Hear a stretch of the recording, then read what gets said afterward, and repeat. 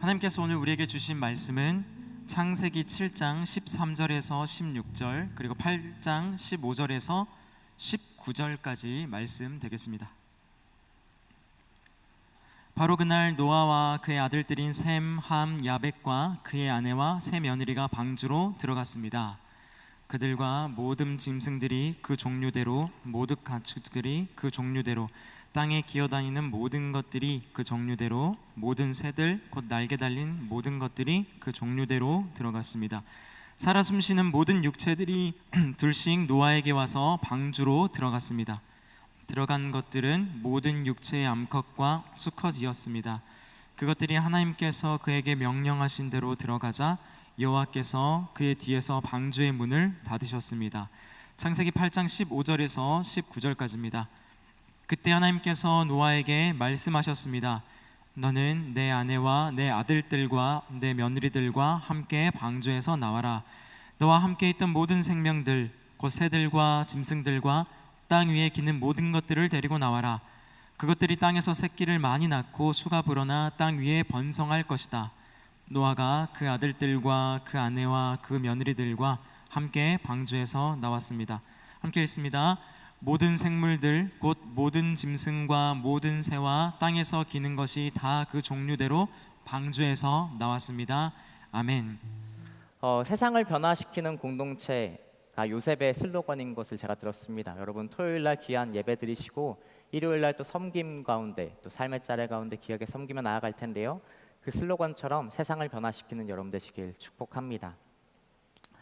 약간의 긴장감과 또 어색함을 해소하기 위해서 제가 한 가지 질문을 드리도록 하겠습니다. 제가 가지고 있는 물건 중에 가장 비싼 물건은 무엇일까요? 네. 질문이 더 어색함을 만드는 것 같습니다. 제가 가지고 있는 물건 중 가장 비싼 물건은 바로 자동차입니다. 대부분 사람들 또 자동차를 가지신 분이라면 비슷할 것 같습니다. 가장 비싼 물건이기에 소중하기도 하지만 저는 어렸을 때부터 이 자동차를 좋아하곤 했습니다. 그래서 중학생 때는 그 자동차가 너무 좋아서 이 레이싱 게임에 한때 빠져서 막 오락실을 다니기도 했고, 또 커서도 이 운전하는 것을 편하게 여겼기 때문에 드라이브를 가는 것이나 또 장거리 운전하는 것을 그렇게 불편하게 여기지 않고 운전하고 있습니다. 다 그런 건 아니지만 이 남자 아이들은 보통 이 자동차에 한 번쯤 관심을 갖게 되는 것 같습니다. 저도 그랬지만 제 조카, 친조카도 자동차에 관심을 가지고 몇 년 전까지만 하더라도 이 길에 다니는 자동차를 보면서 저거는 현대차야, H차야, 그리고 기아차야 막 이렇게 얘기하면서 자동차에 대한 관심을 드러냈던 적이 있습니다. 그리고 더 관심이 있는 것은 당연 외제차였죠. 외제차를 보면서 삼촌 나는 C클래스보다 S클래스 차가 더 멋져 보여. 그래서 난 나중에 커서 S클래스 차를 꼭 타고 말 거야. 이렇게 이야기하는 조카의 모습을 보면서 굉장히 귀여워했던 기억이 있습니다. 속으로는 이렇게 생각했죠. 예준아, 누구나 다 S클래스를 사고 싶을 테지만 사지 못하는 거야. 이렇게 생각을 했지만 입 밖으로는 하지 않았어요. 너무나 현실을 알려주는 것 같아서 그 말을 참고 또 이렇게 조카의 모습을 보면서 기여했던 모습이 있습니다.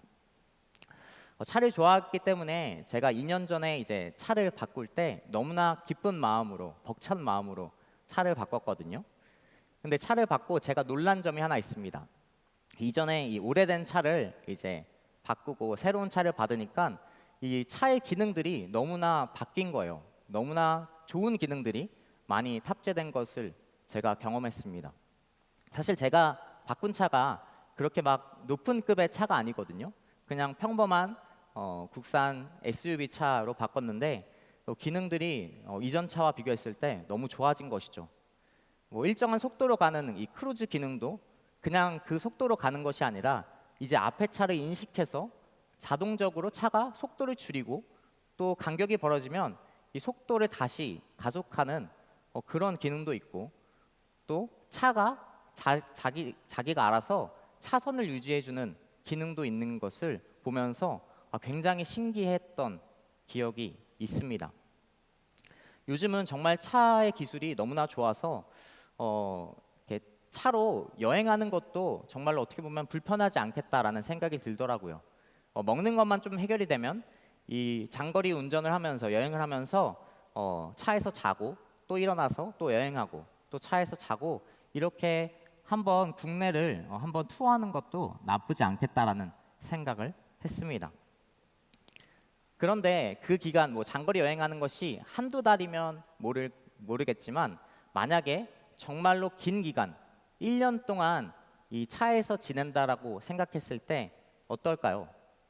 그것이 쉽지 않겠죠. 아무리 차의 기술이 기능이 발달하고 또 차에서의 편의시설이 있다고 하지만 잘 수도 있다고 하지만 1년 동안 그 차에서 지내는 것은 굉장히 쉽지 않을 것입니다. 어느 공간에도 마찬가지죠. 집이 아닌 다른 공간에서 1년 정도의 시간을 보내는 것은 쉽지 않습니다. 그런데 오늘 나오는 노아는 이 방주에서 얼마 동안의 시간을 보내냐면요. 바로 1년에 정확히는 1년 10일의 시간을 보내는 것을 우린 말씀을 통해 볼 수 있습니다. 그 방주는 어떠한 곳이었죠? 차보다 열악한 환경이었죠.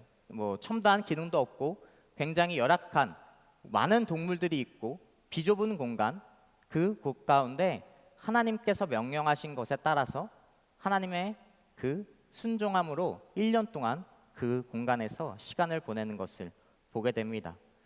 우리가 읽었던 방금 말씀과 오늘 7장, 8장의 전체의 말씀을 통해 하나님께서 노아와 방주 스토리를 통해 우리에게 어떠한 말씀을 하시는지 우리가 한번 같이 살펴보면 좋을 것 같습니다. 먼저 7장 1절부터 4절까지 말씀을 같이 한번 읽어보면 좋을 것 같습니다. 함께 읽겠습니다. 여호와께서 노아에게 말씀하셨습니다. 너와 내 모든 가족은 방주로 들어가거라. 이 세대 가운데 내가 내 앞에서 의로운 사람인 것을 내가 보았다. 정결한 동물은 모두 각각 암컷과 수컷 7쌍씩, 그리고 정결하지 않은 동물은 모두 각각 암컷과 수컷 2쌍씩, 그리고 하늘의 새들은 각각 암컷과 수컷 7쌍씩을 취해 온 땅 위에 씨를 보존하도록 하여라. 지금부터 7일 후면 내가 40일 밤낮으로 땅에 비를 보내 내가 만든 모든 생물을 지면에서 쓸어버릴 것이다. 아멘. 아멘. 자, 방주에 들어가기 전 말씀이 나옵니다. 우리는 지난주 말씀을 통해 노아가 의롭다 한 사람으로, 의로운 사람으로 칭함을 받은 것을 같이 보았습니다. 그가 의롭게 칭함을 받은 것은 완전한 사람 때문이 아니었죠. 그가 구원을 받은 것은, 그가 의롭다 칭함을 받은 것은 하나님의 은혜를 입었기 때문에, 그가 의로워서가 아닌 하나님의 은혜를 받았기 때문에 그가 의롭다 칭함을 받았고 구원을 받은 것을 우리는 지난주 말씀을 통해 같이 보았습니다. 1절에서도 나오죠. 당대에 상대적으로 의로운 사람이었다라고 기록하고 있습니다. 오늘 말씀에서도 그가 구원을 받은 것은 그가 의로워서가 아닌 은혜를 받은 것임을 분명히 하고 있습니다. 구원의 조건은 대상에게 있는 것이 아닌 하나님의 은혜임을 나타내주고 있는 것이죠. 이후의 말씀도 이야기하고 있습니다. 동물 역시 그렇죠. 2절을 보면 정결한 동물만 방주에 타는 것이 아니라 정결하지 않은 동물도 이 방주에 함께 타는 것을 보게 됩니다. 여러분, 방주의 문은 120년 동안 열려 있었어요. 120년 동안 방주의 문은 누구나 탈 수 있게 열려 있었습니다. 그 시대 죄인들, 그 시대 노아를 제외한 다른 사람들에게도 기회가 있었습니다. 120년대의 시간 동안 그들은 방주에 타기만 했으면 됐어요. 그리고 방금 읽었던 말씀에서 뭐를 기록하죠? 심지어 하나님께서 노아에게 이렇게 말씀하세요. 7일 후면 이제 심판이 시작될 것이다. 이렇게 노아에게 이야기해주고 있습니다. 노아는 이 말씀을 듣고 그 시대 사람들에게 전하지 않았을까요? 전했겠죠. 이제 정말로 7일 후면 하나님의 심판이 시작될 것이다. 7일 후면 이제 그때가 올 거야. 그러니까 이제 방주에 같이 탑승하자. 120년 동안 너희가 방주를 짓는데 아무런 보탬이 되지 않았더라도 그냥 타기만 하면 된다라고 이렇게 시대 사람들 가운데 이야기했을 것입니다. 그러나 7일 뒤 방주에 타는 사람은 결국 누가 타는 것을 보게 되죠? 7장 13절 말씀도 함께 읽겠습니다. 같이 읽겠습니다. 바로 그날 노아와 그의 아들들인 셈, 함, 야벳과 그의 아내와 세 며느리가 방주로 들어갔습니다. 결국 안타깝게도 다른 사람은 그 방주에 타지 않습니다. 노아와 그의 가족 8명만 방주에 타는 것을 보게 됩니다. 7일이 지나고 마침내 방주의 문은 닫히죠. 여러분, 하나님은 사람들이 방주에 조금이라도 더 많은 사람이 타기를 간절히 기다리셨습니다. 심판이 시작되기 전까지 하나님은 기다리셨어요. 하나님은 어떠한 분이시죠? 하나님은 오래 참으시는 분입니다. 결코 심판을 즐거워하지 않으셨어요. 하나님께서 원하신 것은 그 120년의 시간 동안 한 사람이라도 더 방주에 타길 원하셨습니다. 하나님은 시간이 많아서 120년의 시간을 주신 것이 아니죠. 심판의 시간은 이후 말씀을 보면 알겠지만 1년의 시간밖에 가지지 않아요. 심판에는 1년이 지나가지만 기다리시는 것은 120년 동안 하나님께서 기다리셨다라는 것입니다. 오늘날 우리는 시대를 바라보면 이러한 생각을 가지게 됩니다. 정말로 악이 만연하고 또한 말도 안 되는 사건들이 일어나는 이 사회를 보면서 내심 우리는 이렇게 생각하죠. 그냥 하나님께서 빨리 오셔서, 예수님께서 빨리 오셔서 이 악을 멈추고 하나님의 나라를 이 땅 가운데 실현하면 좋겠다라는 생각이 들 때가 있습니다. 그러면서 하나님께서는 뭐 하시지? 하나님께서는 왜 이런 악을 내버려 두고 허용하고 계시지? 이런 생각이 들 때가 있습니다. 그러나 말씀을 볼 때 우리가 깨달을 수 있는 것은 하나님은 일하시지 않는 것이 아니라 기다리는 것이라는 것입니다. 이 시대를 보면서 악이 만연한 시대 가운데서도 하나님은 여전히 일하고 계시고, 그리고 한 사람이라도 더 그 구원의 방주에 타기를 기다리고 계시다라는 거예요. 여러분, 축복하는 것은 이 시대 가운데, 악이 만연한 시대 가운데 우리는 먼저 믿는 자들로서 무엇을 해야 됩니까? 한 사람이라도 그 하나님의 구원의 방주에 한 영혼을 조금이라도 더 초대해야 되는 사명을 가진 자들입니다. 방주 대신 예수 그리스도를 믿음으로 그 믿음을, 그 복음을 전해야 되는 사명을 가진 존재라는 것이죠. 먼저 방주에 탑승한, 구원을 받은 우리는 하나님의 은혜를 기억하면서 하나님의 은혜를 고백해야 되는 존재이라는 것을 여러분 기억하셨으면 좋겠습니다. 우리 역시 똑같이 자격이 없었어요. 우리 역시 똑같이 구원을 받을 이유가 없었습니다. 그냥 우리가 먼저 회개했고 먼저 결단했을 뿐이에요. 그러한 애통함을 가지고 나의 모습을 다시 한번 돌이켜보면서 내가 정말 지금 이 시대 가운데 무엇을 해야 되는 사명을 가지고 있는지, 이 악이 만연한 시대 가운데, 갈수록 악해지는 시대 가운데 여러분 하나님의 사명을 실천해가는 여러분 되시길 축복합니다. 우리 옆 사람에게 한번 고백하겠습니다. 하나님의 은혜로 구원받았습니다. 하나님의. 그리고 한 번 더 고백하겠습니다. 그리스도 안에 거합시다. 그리스도 안에 거합시다. 우리 계속해서 19절부터 21절까지 말씀을 함께 읽도록 하겠습니다. 같이 읽겠습니다. 물이 땅 위에 크게 불어나서 하늘 아래 높은 산들이 다 뒤덮였으며 물이 그 산들을 다 뒤덮고도 15규빗이나 더 불어났습니다. 새와 가축과 들짐승과 땅 위에 기어다니는 것들 가운데 땅 위에 움직이던 모든 것과 모든 사람이 다 죽었습니다. 자, 마침내 7일 뒤에 문이 닫힙니다. 방주의 문이 닫히고 이제 홍수의 심판이 시작됩니다. 40일간 밤낮으로 비가 내린다라고 기록합니다. 엄청난 비가 내리고 그리고 홍수가 일어나서 세상을 물로 잠기게 만들었습니다. 모든 산을 물이 덮었고 모든 생물들이 죽었다라고 말씀은 기록하고 있습니다. 우리는 지난주 태풍을 겪으면서 그리고 몇 년간의 이 여름을 겪으면서 물이 얼마나 무서운지, 그리고 비로 인해 얼마나 피해를 입고 많은 고통을 받고 있는지 우린 너무나 체감하고 있습니다. 저도 이 비의 무서움을 작년에 너무나 뼈저리게 경험했습니다. 이 작년 여름에 제가 살고 있는 동네에 정말로 많은 비가 내렸어요. 이 문제는 많은 비가 내리자 이 집 바로 옆이 하천이었다라는 것이죠.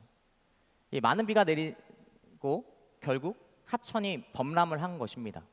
바로 옆에 있던 저희 집은 그 많은 물이 하천의 많은 물이 결국 그 지하 주차장으로 들어와서 많은 차가 침수된 사건이 있었습니다.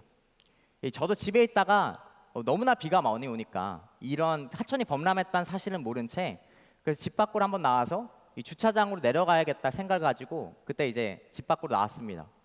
근데 이제 엘리베이터가 이미 운행하지 않는 거예요. 이미 엘리베이터가 고장이 난 상태인 것을 보면서 뭔가 불길하다 이런 마음을 가지고 이 지하 주차장으로 내려갔습니다. 근데 제 앞에 펼쳐진 광경은 이 지하 주차장의 모습은 이런 모습이었어요. 저기 보이는 차가 제 차입니다. 네. 이 지하 주차장에 내려가니까 이미 허리까지 물이 차 있는 거예요. 하천의 물이 굉장히 빠르게 들어오고 있었고 굉장히 많은 그 차들이 주차장 가운데 이미 침수되어 있었습니다. 그러나 아까 설교 처음에 얘기했듯이 제가 차를 어떻게 생각해요? 굉장히 아끼는 사람이죠. 저 상황에서 제가 그러지 말았어야 됐는데 차로 갔어요. 차로 가서 이 시동을 켰습니다. 왜냐하면 저 때가 이제 저 차를 받은 지 한 7개월밖에 안 됐던 시점이었어요. 너무나 마음에 고통이 있잖아요. 그냥 어떻게 그걸 보고 올라갈 수 있어요. 그래서 차에 타서 이렇게 시동을 걸었더니 걸리더라고요.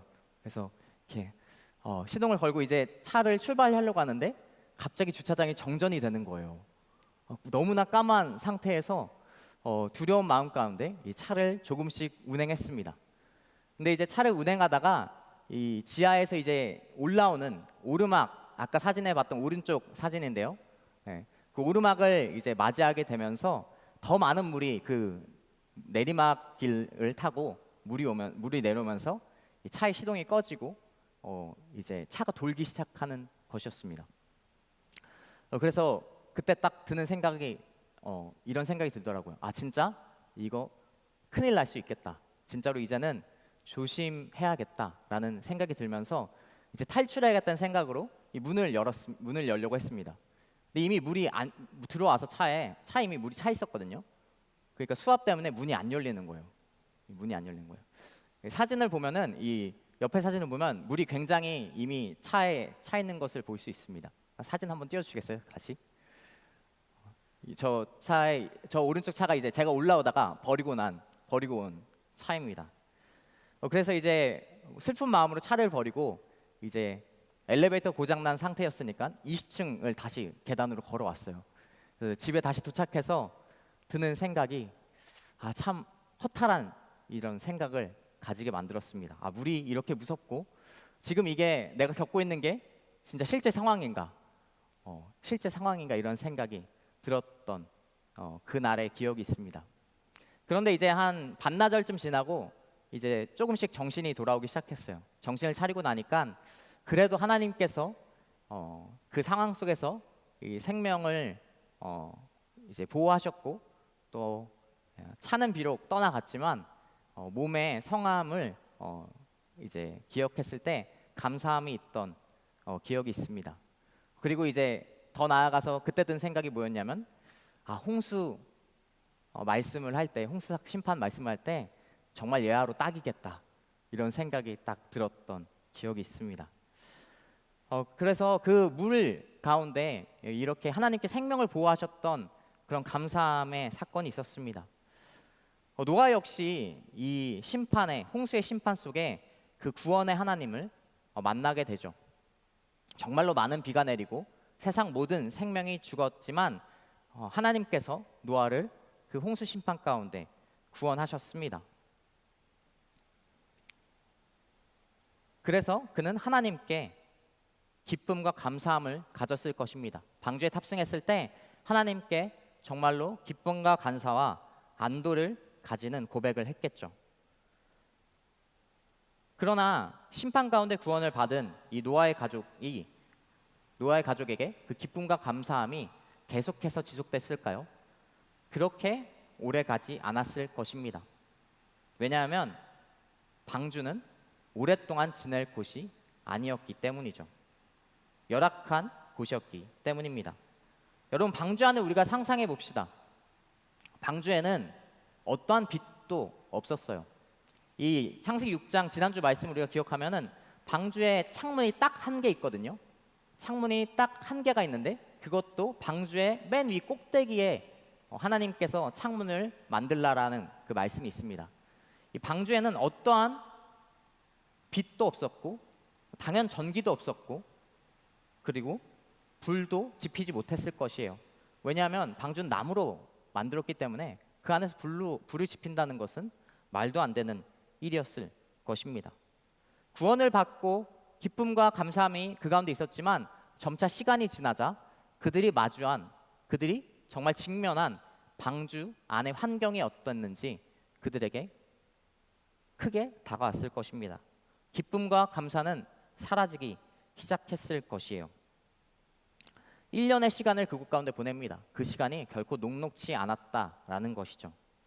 출애굽했던 이스라엘 민족도 마찬가지입니다. 이스라엘 민족이 홍해의 사건, 홍해의 기적을 경험함으로 그 홍해를 건넌 사건이 있죠. 홍해를 건너서 그 이스라엘 민족 가운데 그 홍해의 사건은 기쁨과 감사함과 구원의 즐거움을 노래하는 말씀이 기록되어 있습니다. 그러나 조금 지나자 그들이 마주하는 환경은 광야였죠. 홍해의 사건의 기적을 경험했지만 광야에 직면했을 때 그들은 하나님께 그 홍해의 사건이 언제 그랬냐는 듯 불평을 하는 모습을 우리는 보게 됩니다. 우리 신앙의 모습도 이와 비슷합니다. 우리는 예수 그리스도로 말미암아 구원을 받았죠. 그리고 분명 구원의 감격과 기쁨을 누릴 때가 있습니다. 그러나 그 기쁨과 감격이 오래 가지 않을 때가 너무나 많습니다. 왜냐하면 구원을 받았지만 우리가 마주하고 있는 현실은 여전히 어둡고 여전히 빛도 없고 여전히 희망이 없는 그런 현실을 마주하게 될 때 그 구원의 감격과 기쁨은 언제 그랬냐는 듯 사라지는 것을 보게 됩니다. 이스라엘 민족도 이야기했듯이 그랬던 사람들이었다라는 것이죠. 노아 역시 이제 그 현실을 마주하게 됩니다. 방주 안에서 아무런 희망도 없고 그리고 얼마나 열악했겠어요. 많은 동물들이 있었고 냄새가 났을 것이고 창문은 없으니 악취가 진동했을 것입니다. 그러나 노아는 어떻게 그 1년을 방주에서 보냈을까요? 우리가 10절과 12절 말씀을 통해서 노아가 그 1년의 시간을 어떻게 보냈을지 우리가 대충 알 수 있는 구절이 있습니다. 10절과 12절 말씀을 우리가 함께 읽겠습니다. 같이 읽겠습니다. 노아가 7일을 더 기다려 비둘기를 방주에서 다시 내보냈습니다. 그가 다시 7일을 기다렸다가 비둘기를 내보냈는데 비둘기는 다시 돌아오지 않았습니다. 자, 심판이 어느 정도 지나가고 노아가 땅에 물이 말랐는지 확인하기 위해 비둘기를 보내 확인합니다. 중요한 것은 비둘기를 보낸 것이 중요한 것이 아닙니다. 그가 7일 간격으로 비둘기를 보냈다라는 이 사실이 중요합니다. 그리고 7, 8장 말씀 전체를 보면은 노아가 방주 안에서도 이 날짜를 정확히 카운팅하고 있었다라는 것을 우리는 말씀을 통해 보게 됩니다. 이 날짜를 계산하고 있었고 이 7일 간격으로 그가 행동하는 것은 어떠한 것을 나타내는가, 어떠한 의미를 가지는가, 바로 그에게 안식일의 개념이 있었다라는 것을 우리는 볼 수 있어요. 방주 안에서 1년의 시간 동안 그는 방주 안에서도 안식일을 거룩히 지키며 예배드리는 사람이었다라는 것입니다. 빛도 없고 희망도 없는 그 공간에서 그 1년의 시간 동안 그는 하나님께 예배하는 사람이었습니다. 그렇기에 그는 그 정말로 1년의 시간 답답하고 열악한 환경이지만 그 방주 안에서 그 시간을 이겨낼 수 있었던 것이죠. 여러분이 고난과 어려움과 어두움 속에서도 포기하지 않아야 될 것이 바로 이것입니다. 예배를 드리는 것입니다. 그것은 바로 하나님께 예배를 드리는 것, 하나님께 예배를 포기하지 않고 드리는 것이 우리에게 너무나 필요한 것을 보게 됩니다. 지금 아니요. 네. 여러분 어떤 상황 속에서도 예배를 포기하지 않는 여러분 되시길 축복합니다. 여러분 우리는 아까 첫 번째 말씀을 기억할 때 은혜로 말미암아 구원을 받았잖아요. 구원의 이유가 없는 것을 우리는 알 수 있습니다. 또한 우리는 어떤 사람이냐면 우리는 우리의 힘으로 어둠을 이겨낼 수 없는 사람입니다. 여러분 내 힘으로 이 고난과 어려움과 어두움을 이겨낼 힘은 없습니다. 여러분이 할 수 있는 것은 무엇인가? 그 어둠 속에서 예배를 드리는 것이죠. 전적으로 하나님께 맡겨드릴 때 그 방주의 1년의 생활 동안 하나님께 전적으로 노아가 그 하나님께 맡겨드릴 때 그 시간을 이겨내고 극복했다라는 것입니다. 이것을 기억하면서 어떤 상황 속에서도 예배를 포기하지 않는 여러분 되시길 축복합니다. 특별히 휴가철 많은 여러분 이렇게 여행을 떠나실 텐데요. 여행을 떠나서도 온라인 예배나 그곳 가운데 있는 교회 가운데 가서 주일이 껴있다면 반드시 예배드리는 여러분 되시길 축복합니다. 우리 18절부터 20절까지 말씀도 함께 읽도록 하겠습니다. 같이 읽겠습니다. 노아가 그 아들들과 그 아내와 그 며느리들과 함께 방주에서 나왔습니다. 모든 생물들 곧 모든 짐승과 모든 새와 땅에서 기는 것이 다 그 종류대로 방주에서 나왔습니다.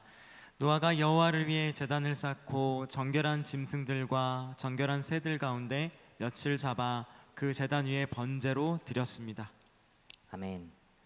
자, 하나님의 은혜로 방주에 들어간 노아, 그리고 방주 안에서는 하나님만을 바라보며 예배로 그 1년의 시간을 버텼던 노아는 마침내 이 방주에서 나오는 시간을 갖게 됩니다. 땅에서 물이 다 빠지게 되고 하나님의 말씀에 따라 노아는 방주 밖으로 나옵니다. 물은 다 빠졌지만 아직은 그 밟은 땅은 황폐한 땅이었을 것입니다. 노아에게 주어진 땅은 이제 다시 새롭게 회복해야 될 장소인 것이죠. 그러나 하나님께서 말씀하신 것처럼 이제는 방주 밖으로 나아가야 하는 시간이었습니다. 그가 120년 동안 지은 정말로 피와 땀을 흘려 정말로 열심으로 지은 방주였지만 이제는 하나님께서 그에게 허락하신 장소는 방주 밖, 이제 새롭게 하나님의 회복을 이뤄나갈 새로운 땅이었습니다. 여러분 방주는 우리 구원자 되신 예수님을 의미하기도 하지만 예수님을 주인 삼은 교회 공동체를 의미하기도 합니다. 이 방주 안에서 예배를 드릴 때, 우리가 교회 안에서 예배를 드릴 때 그 하나님의 그 도우심으로, 하나님의 임재하심으로 우리가 은혜를 받고 다시 일어나는 것처럼 우리가 궁극적으로 나아갈 될 곳은 바로 교회 밖, 세상으로 나아가야 되는 존재라는 것이죠. 우리는 오늘날 교회에서 은혜를 받고 또 하나님의 기쁨과 사랑을 누리며 살아갑니다. 그러나 교회에서만 그렇게 우리는 살아가지 않아야 합니다. 세상 가운데 나아가서 하나님께 우리가 이곳에서 예배를 드리는 것처럼 동일하게 세상 가운데서도 제단을 세워나가고 예배를 드려야 되는 것이죠. 노아가 이 땅을 밟을 때 그가 처음 행동한 것이 바로 예배를 드렸던 것처럼 우리는 세상 가운데 나아가서 하나님의 제단을 쌓아야 됩니다. 노아는 먼저 나와서 살 집을 찾아야겠다. 이제 밖으로 나왔으니 내가 살 집을 찾아야겠다. 그리고 내가 먹을 것을 찾아야겠다. 이렇게 이야기하고 행동하지 않았어요. 먼저 예배를 세워나갔습니다. 여러분 삶의 자리도 이곳에서처럼 하나님의 임재를 경험하는, 하나님의 예배를 드리는 여러분 되시길 축복합니다. 그냥 이곳에서만 방주에서만 드리는 예배가 아닌, 이곳에서만 그냥 기쁨과 즐거움이 있는 것이 아닌 세상 가운데 나아가서도 동일하게 하나님의 임재를 경험하고 하나님의 예배를 드리며 살아가는 여러분 되시길 축복합니다. 그곳이 바로 하나님께 영광을 돌리는 곳이 되어야 됩니다. 그렇게 행할 때 노아가 이 세상에 나아가서 하나님께 예배 드릴 때 하나님께서는 어떻게 말씀하시죠? 우리 함께 마지막으로 21절 말씀을 같이 읽도록 하겠습니다. 함께 읽겠습니다. 여호와께서 그 좋은 향기를 맡으시고 마음속으로 말씀하셨습니다. 내가 다시는 사람으로 인해 땅을 저주하지 않겠다. 이는 사람이 생각하는 것이 어려서부터 악하기 때문이다. 내가 전에 했던 것처럼 다시는 모든 생물을 멸망시키지 않을 것이다. 방주 안에서도 예배를 드렸던 노아, 그리고 방주 밖으로 나와서도 예배를 드렸던 노아의 모습을 보면서 하나님께서는 이렇게 말씀하십니다. 정말로 기뻐 그 좋은 향기를 맡으셨다라고 이야기합니다. 여러분, 하나님께서 정말로 기뻐 흠양하시는 예배는 무엇입니까? 물론 이곳에서 드리는 예배도 하나님께서 받으시죠. 정말로 기뻐 받으십니다. 그러나 더 하나님께서 원하시는 우리의 모습은 이곳에서 드린 예배의 모습처럼 삶의 자리 가운데 나아가서도 동일하게 하나님께 예배를 드리는 모습일 것입니다. 우리가 오늘 예배를 드리고 이 세상 가운데 나아가서 무엇을 해야 됩니까? 예배를 통해 하나님의 임재를 경험해야 됩니다. 그냥 한 주간 정말로 어두움 가운데, 그냥 어려움 가운데 패배감에 찌든 삶을 한 주간 보내다 이곳에 와서 예배를 드리는 것이 아니라 우리가 하나님의 예배의 제단을 삶의 자리에서도 세워나가며 하나님의 역사하심과 승리를 경험하며 한 주간 뒤에 왔을 때 하나님께서 행하신 것, 하나님께서 나의 삶의 자리 가운데 어떻게 임하셨는지를 나누는 귀한 요셉 공동체가 되기를 축복합니다. 그 슬로건처럼, 세상을 변화시키는 공동체란 슬로건처럼 이곳에서 예배가 멈추지 않고 삶의 자리 가운데 이어지는 여러분 되시길 축복합니다. 우리 말씀을 정리하겠습니다. 여러분, 하나님의 심판은 분명히 있을 것입니다. 마지막 예수님께서 이 땅 가운데 하나님의 나라를 실현하시기 위해 다시 오실 것입니다. 아직 하나님은 방주의 문을 열어두고 계세요. 왜요? 하나님께서는 오래 참으시는 분이시기 때문에 그렇습니다. 우리는 구원받을 자격이 없었고 그 방주 안에 들어갈 자격이 없었지만 하나님의 은혜로 들어왔습니다. 여러분, 그 사실을 마음에 새기고 지금도 방주 밖에 있는 아직 하나님의 정말로 그 사랑을 잘 모르고 은혜를 모르는 사람에게 다가가서 하나님의 사랑을 전하는 여러분 되시길 축복합니다. 그리고 나 자신에게는 계속해서 그 은혜의 고백을 새기면서 어떠한 유혹과 어떠한 어려움 속에서도 넘어지지 않는, 다시 일어나는 여러분 되시길 축복합니다. 그리고 어떤 상황에서도 예배를 포기하지 않는 여러분 되시길 축복합니다. 예배를 드릴 때 하나님의 임재로 말미암아 하나님과 함께 있을 때 그것만이 어려움을 이겨내는 힘이 있는 것을 우리가 보게 됩니다. 고난과 위기와 빛도 없는 상황 속에서라도 포기하지 않아야 될 것 하나는 예배를 드리는 것입니다. 그 예배를 포기하지 않는 여러분 되시길 축복합니다. 우리에게 은혜 받을 자격도 없지만 힘도 없습니다. 오직 하나님만을 바라볼 때 우리가 이겨내고 세상 가운데 담대히 승리를 선포할 수 있는 것입니다. 그리고 마지막으로 방주 밖 세상 가운데 나아가서 하나님의 예배를, 하나님의 임재를 그곳 가운데 선포하시는 여러분 되시길 축복합니다. 하나님께서 그곳 가운데 드리는 예배를 기뻐 흠양하실 것입니다.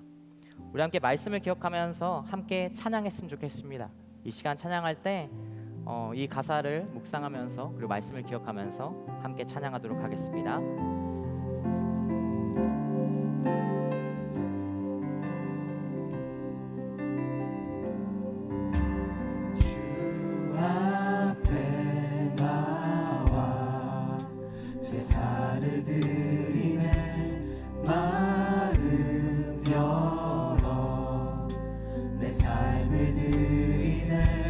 주를 봅니다.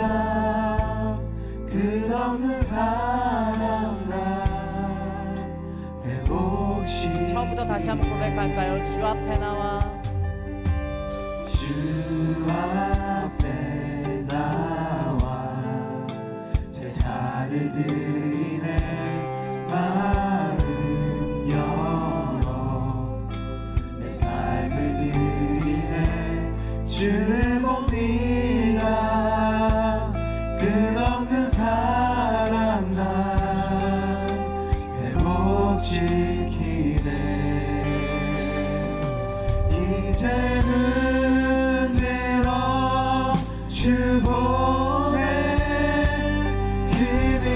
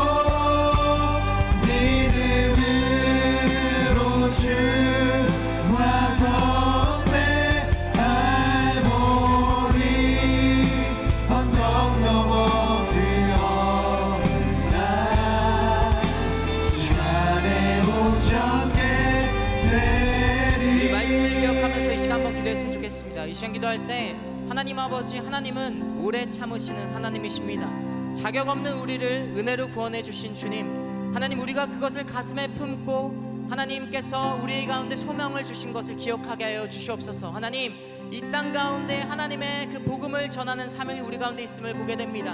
하나님의 사랑을 전하는 사명이 우리 가운데 있음을 보게 됩니다. 하나님, 내가 자격 없는 내가 은혜를 받은 것처럼 하나님, 저 사람도 자격이 없지만 동일하게 하나님의 구원을 받을 대상인 것을 우리가 기억하게 하여 주시옵소서. 그것을 가슴에 품고 하나님 아버지, 저 사람을 생각하면서 애통해하면서 하나님의 사랑을 전하는 자가 내가 되게 하여 주시옵소서. 이 시간 말씀을 기억하면서 하나님의 사랑을 전해야 될 사명이 있다는 것을 기억하면서 우리 함께 기도하며 나아가도록 하겠습니다. 함께 기도합니다.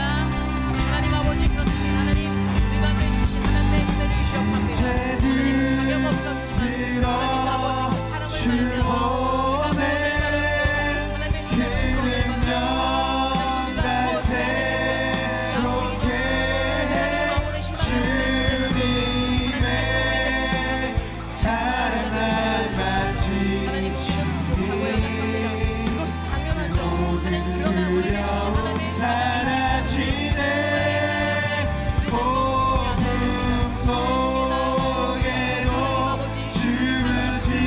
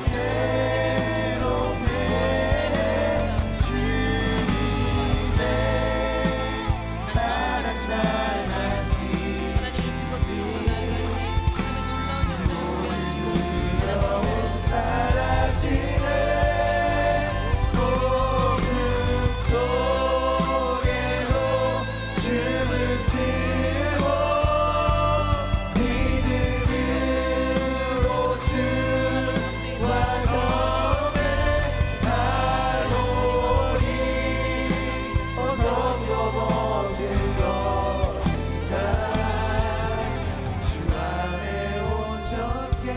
한번 더 기도할 때 하나님, 우리가 어떤 상황 속에서도 예배를 포기하지 않는 자 되게 하여 주시옵소서.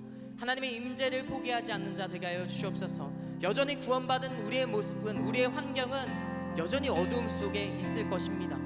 여전히 위기 속에, 고난 속에 처할 때가 많겠죠.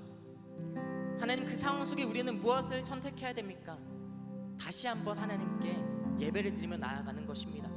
그럴 때 우리에게 새 힘을 주시고 그것을 이겨낼 힘이 우리 가운데 주어지는 것을 경험하는 우리가 되게 하여 주시옵소서. 하나님, 낭망하더라도 다시 한번 예배로 일어나게 하시고 하나님의 임재로 우리가 그것을 넉넉히 이겨내는 하나님의 예배자 되게 하여 주시옵소서. 그래서 아버지, 이곳에 드린 예배를 품고 은혜를 가지고 세상 가운데 나아가서 동일하게 하나님의 제단을 쌓아나가는, 세상 가운데 하나님 예배를 선포하며 나아가는 하나님께 찾으신 한 예배자가 되게 하여 주시옵소서. 우리 함께 기도하며 나아갈 때 주여 한번 부르시며 함께 기도하며 나아가도록 하겠습니다. 함께 기도합니다. 주여. 하나님 아버지, 주님, 하나님의 예배를 세워 나아갑니다. 하나님, 우리 가운데 하나님의 은혜를 선포하신 주님, 하나님, 여전히 어두움 속에 있습니다. 여전히 변하지 않는 것들이 있습니다. 그럼에도 불구하고 위기 속에 하나님의 은혜를 경험했던 고백했던 주의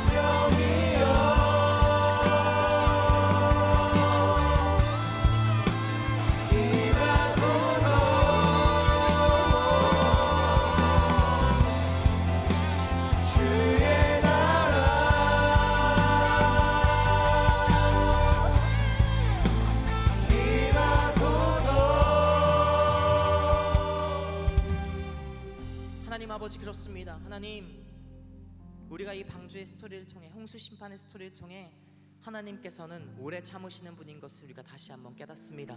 하나님, 자격 없는 나였지만 하나님의 은혜로 구원받은 사람인 것을 우리가 다시 한번 가슴에 새기는 자가 되게 하여 주시옵소서. 그래서 아버지, 구원받은 우리가 해야 될 것은 무엇입니까? 어떠한 고난과 어려움 속에서도 예배를 포기하지 않는 내가 되게 하여 주시옵소서. 그리고 세상 가운데 나가 그냥 이곳에서만 기쁨과 즐거움과 예배를 드리는 것이 아닌 세상 속에서도 그 예배를 세워나가며 하나님의 승리를 선포해 나가는 하나님의 예배자가 되게 하여 주시옵소서. 하나님, 그러한 세상 가운데, 이 악행의 시대 가운데 우리가 그러한 하나님의 한 사람으로 살아가는 사람 되게 하여 주시옵소서. 하나님께서 한 주 동안 우리에게 주실 은혜를 기대하며 또 하나님께서 승리자인 것을 선포하며 이 한 주의 삶을 귀하게 보내다가 다음 주 하나님의 은혜를 나누는, 세상을 변화시켜 나아가는 요셉 공동체가 되게 하여 주시옵소서. 감사드리며 예수님의 이름으로 기도하였습니다.